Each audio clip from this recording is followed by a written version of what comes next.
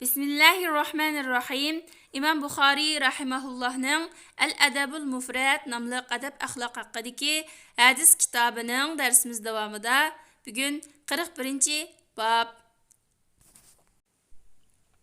Babu man ala jariyatayni aw wahida. İkki qiz yoki bir qizni mas'ul bo'lib, uning holidan xabar olib, beqib tarbiyalagan kishining babi. Uqbat ibn Amir'dan rivoyat qilindiki, u mundaq deydi: "Men payg'ambar sallallohu alayhi va sallamning mundaq deganligini angladim. Kimninki 3 qizi bo'lsa, u qizlarga sabr qilsa va u qizlarga o'zininki pulmonlardan kiyindirsa, ular shu kishi uchun do'zaxdan hijab bo'ladi, ya'ni parda to'salg'u bo'ladi." Payg'ambar sallallohu alayhi va sallamning mushundaq deganligini anglagan edim. 77-hadis. Abdullah ibn Abbas radhiyallohu anhudan rivoyat qilindiki, payg'ambar sallallohu alayhi va sallamdan rivoyat qilib mundaq degan: "Qanday bir musulmon kishining 2 qizi bo'lsa, u 2 qizning suhbatini yaxshi qilsa, u 2 qiz u kishini jannatga kirgizadi. Ya'ni oldin yaxshi xabar elib, pulmonlardan chiqim qilib, kiyindirib, yedirib, tarbiyasini go'zal qilib, qatoriga qo'shib, sabr qilsa, Alloh taolo mushu amallarga mukofotlab uni jannatga kirgizadi" demoqchi. 78-hadis. Jabir ibn Abdullah so'zlab berdiki, u mundaq deydi: Payg'ambar sallallohu alayhi va sallam mundaq degan: "Kimninki 3 qiz bo'lsa, ular egi chiqsa, ular kupay chiqsa, ularga rahim qilsa, rahim shafqat qilsa, uningga albatta jannat vojib bo'ldi." Qavmning ichidan bo'lgan bir kishi shundaq dedi va 2 qiz bo'lsa desa, 2 qiz bo'lsa ey Rasululloh desa va 2 qiz bo'lsa shundaq dedi. Ya'ni 2 qiz bo'lsa ularga rahim qilib, himoyasiga elib, yaxshi beqib tarbiyalab qilsa, uningga ham jannat vojib bo'ldi. 43-bab. 3 qiz qarindoshni oldin xabar elib, himoyasiga elib, mushunda boqqan kishining babi deydi. 79-hadis. Abi Sa'id al-Khudri radhiyallohu anhu rivoyat qilindiki, payg'ambar sallallohu alayhi va sallam mundaq degan: "Bir kishining 3 qizi bo'lsa yoki 3 qiz qarindoshi bo'lsa, u kishi ularga yaxshilik qilsa, jannatga kiradi." Ya'ni ilgirki hadislarda 3 qiz farzandi bo'lsa yoki 2 qiz farzandi bo'lsa, jannatga kiradiganligini degan. Bu hadisda hamda 3 qiz bo'lishidan sirt yana 3 qiz hamshirasi bo'lsa-mu, singlisi yoki adillari degandek, shularga yaxshilik qilsa-mu, jannatga kiradi deydi.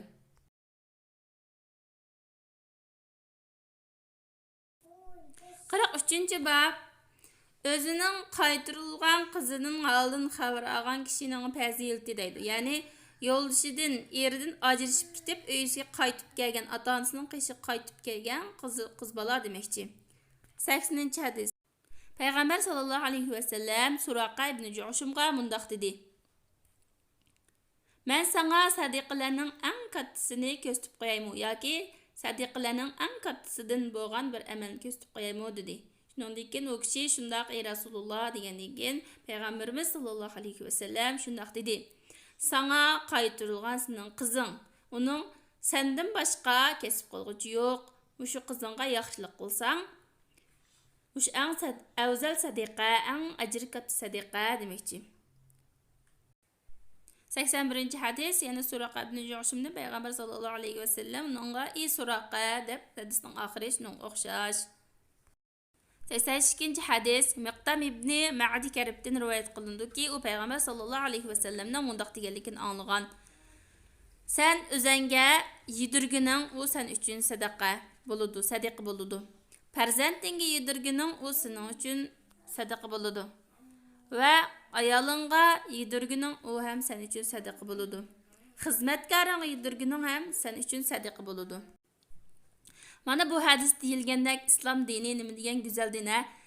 Inson o'ziga o'zi taom yedirsa-mu, hatto bu sadaqa, ajrga mangdiki.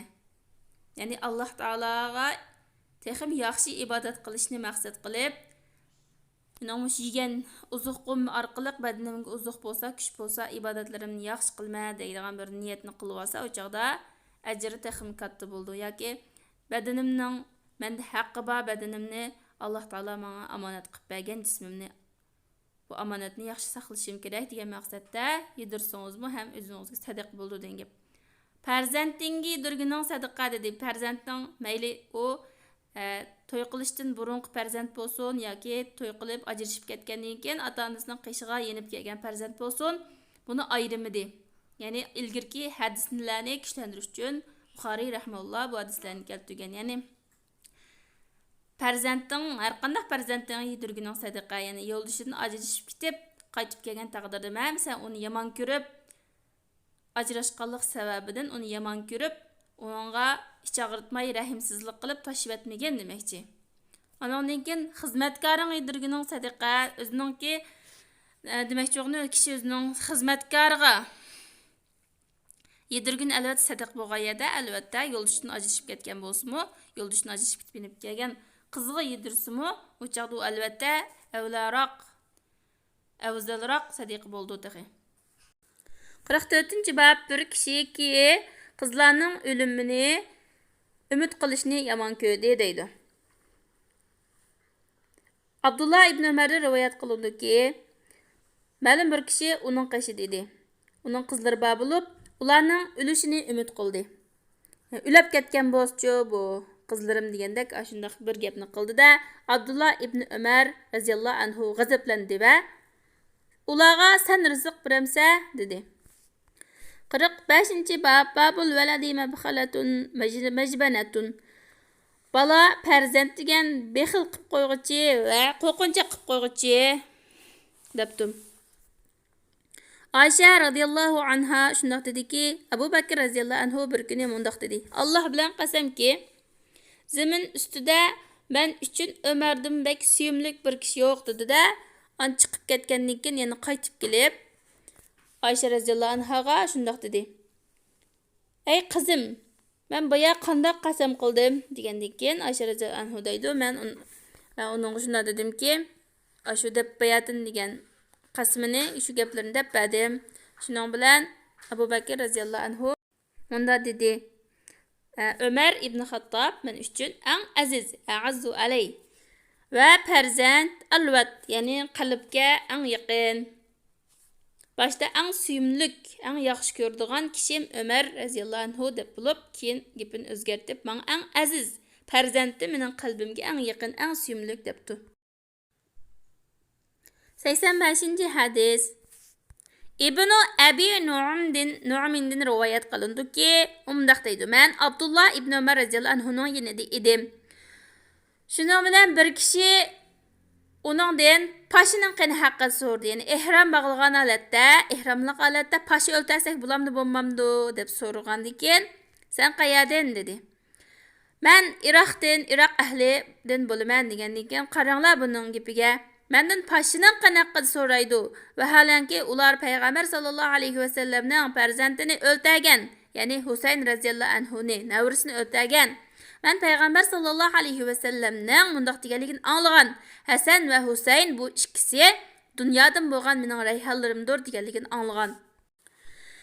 Ya'ni Abdullah ibn Umar radhiyallohu anhuningki xafa bo'lgani bular mushundaq fitnaxo xalq, bu Iroqliklar mushundaq fitnaxo xalq. Payg'ambar sallallohu alayhi va sallam noit yaxshi ko'rdigan suyumlik farzandini o'ltirdi, yo'q qo'rqmay tap-tatmay jur'atlik bo'lib, bir pash haqida mendan so'raydi bu fitnaxolar deb g'azablangan. Endi bu hadisning bab bilan bo'lgan munosabati farzand yoki insonni bexil qildi yoki qo'rqinchoq qildi demoqchi bo'lgan. Imom Buxoriy rahimahullohning farzand insonni fitnaga solgan bir dunyoning zibuzunatlaridan bo'lgan fitna demoqchi. Chunki payg'ambar sallallohu alayhi va sallam masjid namoz o'qiyotgan vaqtlarda Husayn radhiyallohu anhular kichik vaqtida kelib payg'ambar sallallohu alayhi va sallamning dumbisiga chiqib oladi. Shuning bilan payg'ambar sallallohu alayhi va sallam Alloh haqiqatan rost aytibdi-ki, bu farzand degan insonni mashg'ul qiladigan, insonning fikrini chechadigan, dunyoning fitnasiga degan mushu ma'noda so'z qilgan. Shunga Imom Buxoriy rahimahulloh Payg'ambarimiz sallallohu alayhi va sallamning ayni vaqtdagi shu so'zlarga ishorat qilib turib mushu hadisni kelgan. 46-bab kichik o'g'il balani gardiniga ko'tarib olishning bobi. 86-hadis. Bara radhiyallohu anhu shundoq deydiki, men payg'ambar sallallohu alayhi va sallamni ko'rdim va Hasan radhiyallohu anhu uning gardinida edi. Va u Peygamberimiz sallallohu alayhi va sallam mundaq deydi: "Ey Allah, men haqiqatan uni yaxshi ko'raman, sen uni yaxshi ko'rgin" deydi. Bu hadisning demoqchi bo'lgani Peygamberimiz sallallohu alayhi va sallamning nayt kichik bolalarga nayt amroq, kamtar, nayt kichiklarga mehr shafqat qiladigan mehribon ekanligi chiqadi. Endi yuqorqi hadislardan olingan foydalar kimningki 2 qizi yoki 3 qizi bo'lsa, hatto 3 och singli bo'lsa, shularning holidan xabar olsa, Allohga jannat vojib bo'lganligi. Erdan ajrashib ketib qaytib kelgan qizga yaxshilik qilsa-mu, uning ajr katta, eng ulug' sadaqa bo'lganligi, shundaqla kichiklarningki nayt suyumlik ekanligi, ota-onalarningki kichiklarni Payg'ambar sallallohu alayhi vasallamni ulgu elib, kichik farzandlarni akiltib, ko'tarib, yaxshi ko'rishninki sunnatligi chiqadi ekan. Subhanakallahumma bihamdik ashhadu an la ilaha illa anta astaghfiruka va atubu ilayk.